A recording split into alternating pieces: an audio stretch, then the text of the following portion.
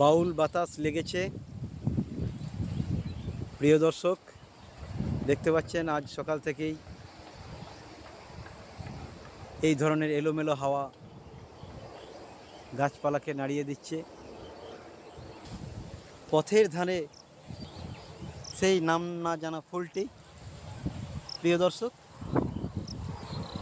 পথের ধারে সেই নাম না জানা ফুলটি আপনারা দেখুন, এখানেও আছে সাদা ফুল।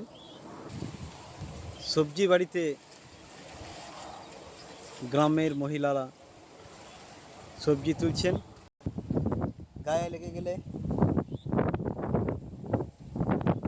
গা জ্বালা করে জল বিচুনি পাতা। পাশের জমিতে ভেড়া চড়ছে। প্রিয় দর্শক, এই সেই ভেড়া। এখন এই ভেড়াকে মেষ বলা হয়। মেষ পালন করা বা ভেড়া পালন করা গ্রামে এখন আর সেরকম নেই। আয় আয় আয়। এই যে ভেড়া চড়ছে দেখুন প্রিয় দর্শক।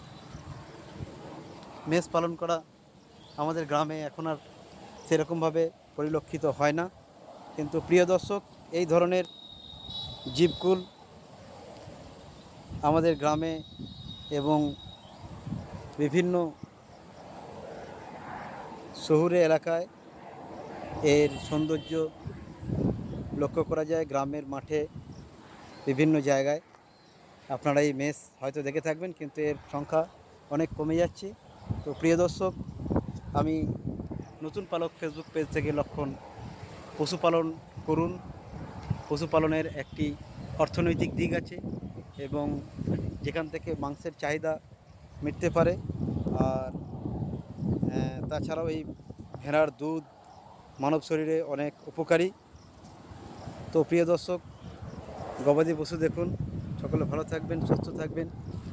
আর আমার নতুন পালক ইউটিউব চ্যানেল ও ফেসবুক পেজটিকে লাইক, শেয়ার, কমেন্ট করে দেবেন। এই যে খড়ের পালুই। সকলে সুস্থ থাকবেন, ভালো থাকবেন। গ্রাম বাংলার আরও সুন্দর সুন্দর ভিডিও আপনাদের যাতে উপহার দিতে পারি, তার জন্য আমায় সাপোর্ট করবেন। নমস্কার।